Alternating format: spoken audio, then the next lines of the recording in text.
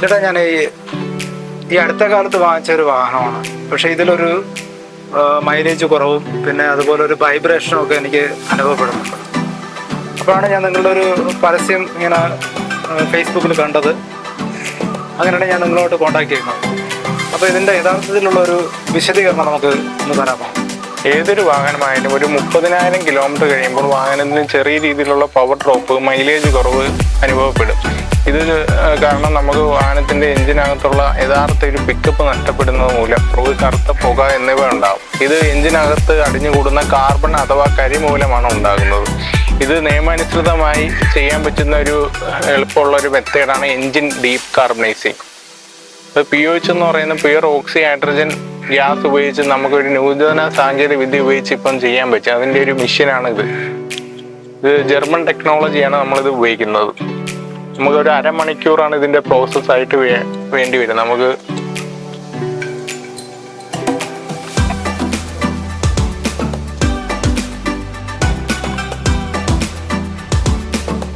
നമ്മളിത് നേരെ വണ്ടിയുടെ ഇൻടേക്ക് വാൾവ് വഴിയാണ് അകത്തോട്ട് വിടുന്നത്.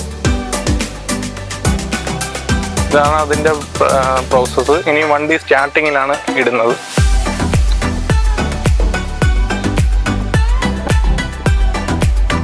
വണ്ടി വരെ ഫുള്ളായിട്ട് സൈലൻസർ എല്ലാം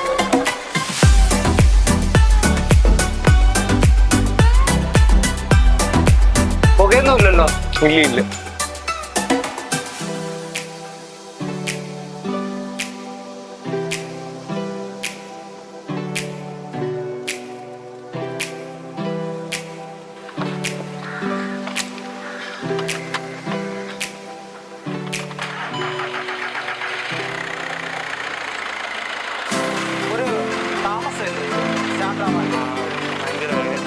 കംപ്രഷൻ്റെ കുറവാണ്.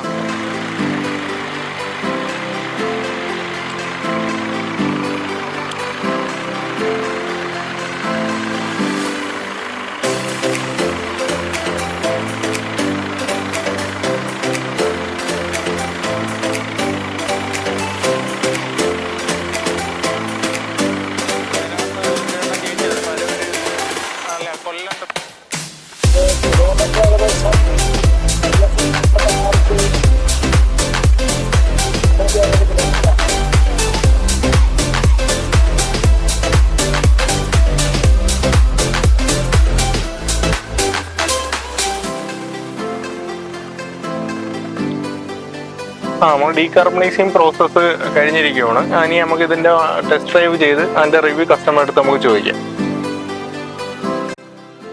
നമസ്കാരം, എൻ്റെ പേര് പ്രസാദ്. ഞാൻ ഈയിടെ വാങ്ങിയ ഒരു വാഹനമാണ് ഫോഴ്സ് വാഗൻ്റെ ജെറ്റയാണ്. അപ്പോൾ ഞാൻ വാങ്ങിയ സമയത്ത് ചെറിയ മൈലേജ് കുറവും പിന്നെ അതുപോലെ ഒരു വൈബ്രേഷനൊക്കെ ഉണ്ടാകുന്നു. എൻജിൻ ചെറിയ വൈബ്രേഷനും കാര്യങ്ങളൊക്കെ ഉണ്ടാകുന്നു.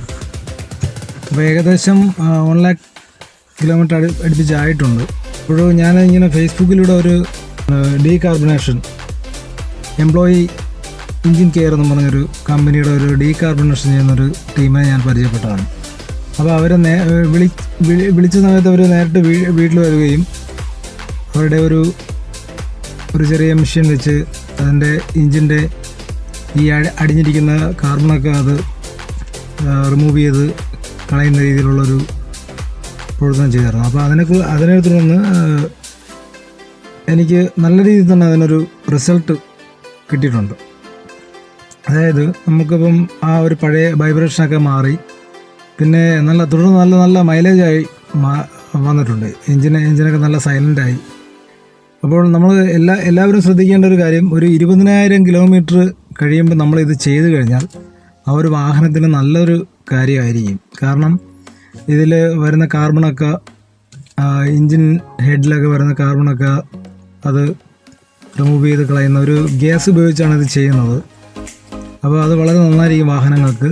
അപ്പോൾ ഈ ഒരു അവസരത്തിൽ എംപ്ലോയീസ് എൻജിൻ കെയറിന് ഒരു നന്ദി അറിയിക്കുകയാണ്. ഇനിയും 25,000 കിലോമീറ്റർ കഴിയുമ്പോൾ വീണ്ടും അവരെ സമീപിക്കാനാണ് എൻ്റെ ഒരു തീരുമാനം.